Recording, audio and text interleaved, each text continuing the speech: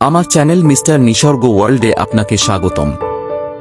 আজ আমি আপনাদের শোনাবো একটি বিড়াল পরিবারের হৃদয় ছুঁয়ে যাওয়া গল্প, জ্যাকব ও জো, একটি ইলিশের গল্প। বেড়াল জ্যাকব তার স্ত্রী আর 2 ছানাকে নিয়ে একটা ছোট্ট গ্রামে থাকে। জ্যাকব খুবই দায়িত্বশীল আর ভালোবাসায় ভরা এক বাবা। একদিন সকালে তার স্ত্রী বলল, শুনো, আজ একটু ভালো মাছ আনো। বাচ্চারা অনেক দিন ধরে ভালো কিছু খায় না। জ্যাকব সঙ্গে সঙ্গে তার পুরনো মোটরসাইকেলটা নিয়ে বাজারের দিকে রওনা দিল। বাজারে গিয়ে অনেক ঘুরে ঘুরে সে কিনল 2টো টাটকা ইলিশ মাছ। মাছ 2টো ব্যাগে ভরে মোটরসাইকেলের পেছনে ঝুলিয়ে সে বাড়ির পথে রওনা হল। ফিরে আসার পথে হঠাৎ সামনে এসে দাঁড়াল তার পুরনো বন্ধু জো। জ্যাকব চমকে উঠে বলল, আরে জো, কত বছর পর দেখা, কেমন আছিস রে?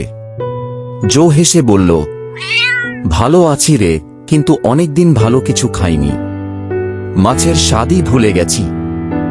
জ্যাকব এক মুহূর্তের জন্য চিন্তায় পড়ে গেল। তারপর ব্যাগ থেকে একটা মাছ বের করে জোকে দিয়ে দিল।